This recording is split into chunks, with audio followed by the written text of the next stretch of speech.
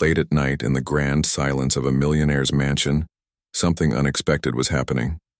The polished marble floors glistened faintly under the dim light, and the air carried the weight of wealth and comfort. But hidden in the shadows of a dark hallway, a story was quietly unfolding that money could never predict. There, crouched in the corner of a storage room, was the mansion's cleaner, her small desk lamp long broken, her textbooks spread across a bucket turned upside down. With nothing but the faint glow of a single candle, she studied relentlessly, her eyes tired but burning with determination. The millionaire had everything: luxury, power, and influence. Yet what he was about to discover in that moment, the quiet resilience of a young black cleaner fighting for her future, would shake him in ways he never thought possible. Because sometimes the most powerful lessons don't come from boardrooms or riches. They come from the people society often overlooks. The mansion stood as a symbol of excess, its towering gates, glittering chandeliers, and endless hallways designed to impress anyone who entered. But for Maya, the young black cleaner assigned to maintain it, those golden walls felt less like luxury and more like barriers. Every day she arrived quietly before dawn, mop in hand, her world divided between scrubbing marble floors and clutching dreams much larger than the uniform she wore. Maya wasn't just any worker. Behind her humble exterior was a young woman, carrying heavy responsibilities. Her family lived miles away in a neighborhood forgotten by progress, where opportunities were scarce, and every step forward felt like walking uphill. She worked long shifts in silence, often overlooked by those she served. But deep inside, she held onto a vision: to rise above her circumstances, to study, to build a future that could rewrite not only her story, but her family's too. The millionaire, Mr. Donovan, had never noticed her beyond the surface. To him, she was another face in the crowd of staff hired to keep his empire polished. His world revolved around meetings, investments, and the pursuit of more wealth. Yet, late one evening, restless from a long day, he wandered the quieter corners of his home. That's when he stumbled upon something that stopped him cold. In a dimly lit storage room far from the dazzling chandeliers, Maya was bent over worn-out textbooks. The lamp beside her lay broken, so she had lit a stub of a candle, its flickering glow barely illuminating her pages. She leaned forward, tracing each line with focus, her lips silently forming words, determined to memorize them before exhaustion claimed her. It wasn't just studying. It was survival. She had finished her shift hours ago, yet instead of resting, she chose knowledge over comfort. She chose persistence over defeat. And in that moment, Mr. Donovan saw something he could not buy, something no amount of money had ever given him: raw, unshakable determination. Little did either of them know, this chance encounter in the shadows of wealth would set off a chain of events that neither could have predicted, one that would reveal injustice, challenge deep-seated prejudices, and redefine what it truly means to succeed. For the first time in years, Mr. Donovan found himself pausing, really seeing someone he had overlooked. The sight of Maya hunched over her books in near darkness unsettled him in a way he couldn't quite explain. He had built his empire on ambition, on sacrifice, on late nights hunched over financial ledgers and contracts. Yet here, in the back corner of his palatial home, was someone embodying that same hunger, but without any of the privilege, comfort, or recognition he had always taken for granted. The next morning, Donovan couldn't get the image out of his head.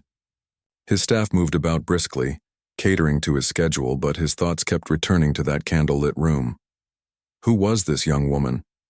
Why would she risk exhaustion, even punishment, just to squeeze in study time?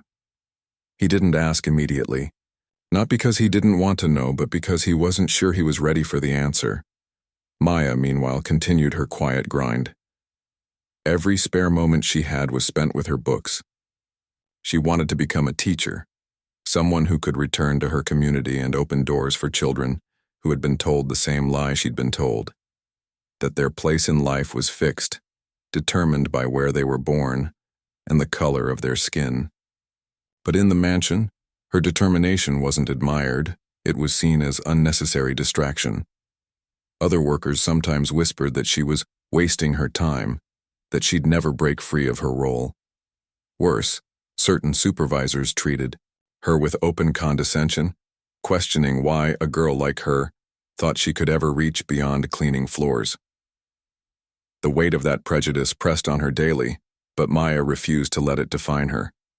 Each night she returned to that small corner, her candle flickering, her handwriting cramped and hurried. It was her rebellion against a world that underestimated her.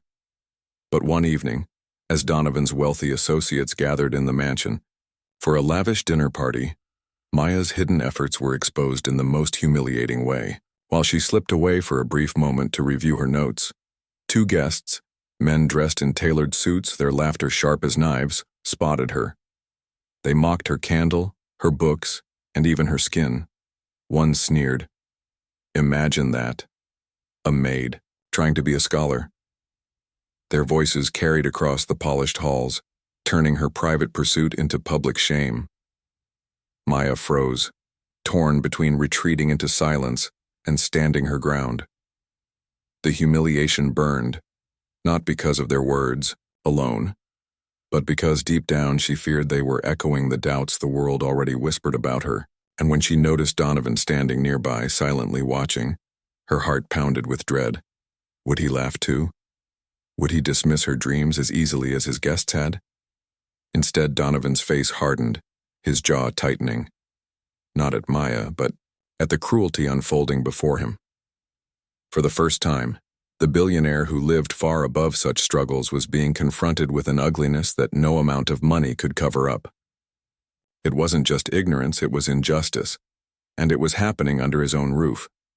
But his silence in that moment stretched painfully long.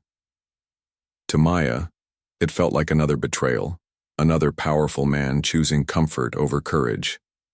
And yet, what Donovan would decide next, the choice between ignoring her plight or stepping into it, would determine not just Maya's future, but his own humanity. What neither of them realized was that this clash between wealth and resilience, prejudice, and determination was only the beginning. The storm brewing in that mansion was about to break wide open. The room fell into a suffocating silence. The wealthy guests' laughter echoed cruelly in Maya's ears, each word a hammer striking against her fragile dignity. She wanted to disappear into the walls, to melt into the shadows as she always had. But tonight felt different. Tonight, the weight of their mockery collided with years of silent struggle, years of carrying the label of just a cleaner. Maya's hands trembled as she tried to close her notebook, but her body betrayed her, locking her in place.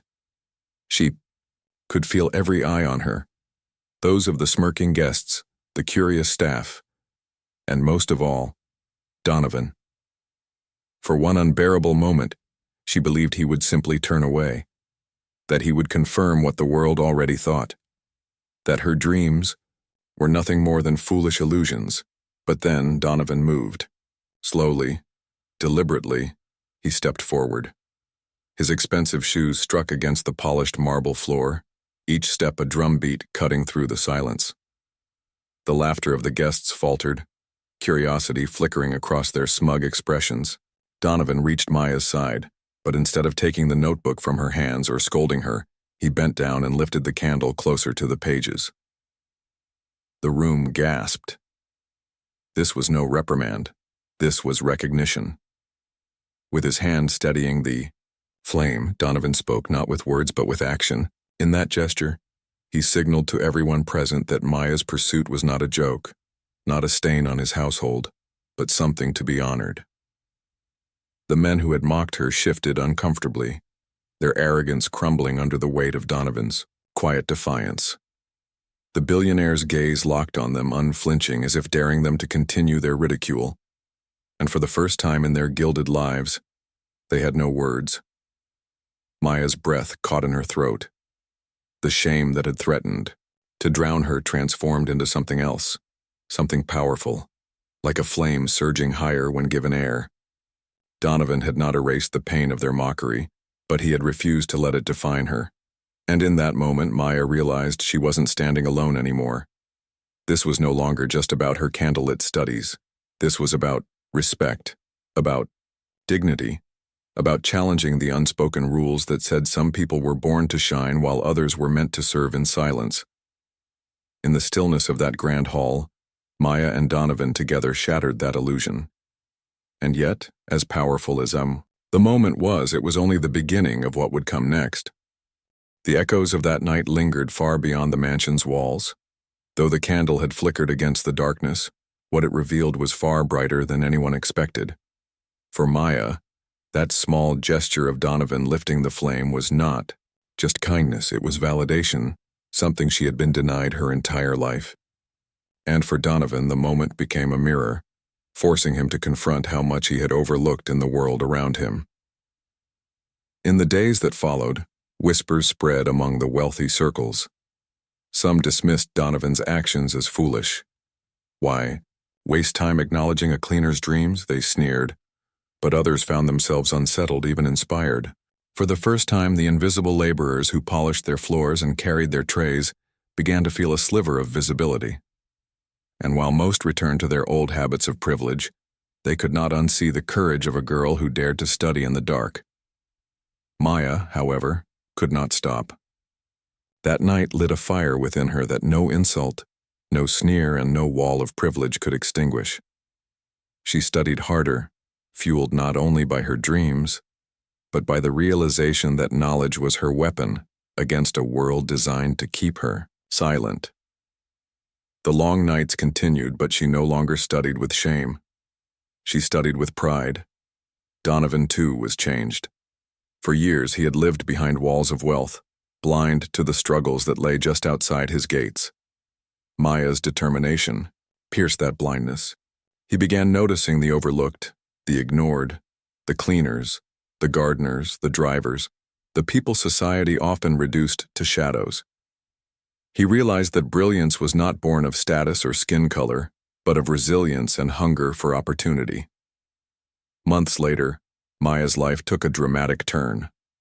Donovan funded a scholarship program, not as an act of charity, but as an investment in voices like hers. He did not announce it with flashy headlines or cameras, but quietly, intentionally, to create real change. Maya was one of the first recipients. The same girl mocked for daring to dream was now walking through university gates, her candle replaced by the bright light of possibility. And yet the memory of that humiliating night never left her. Rather than bitterness, it gave her strength. She remembered the faces of those who laughed, and she made a vow. She would not allow their cruelty to silence others the way they tried to silence her.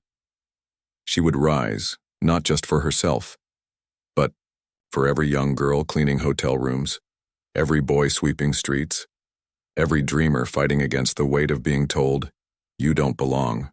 The mansion incident became a symbol, quietly, subtly, but powerful nonetheless. It reminded people that dignity cannot be bought, and dreams cannot be mocked out of existence. For Maya, it was the moment that defined her path. For Donovan, it was the moment he chose to see humanity before wealth. And now, as her story echoes into ours, it asks us all a question. How many dreams have been extinguished because the world laughed instead of listening?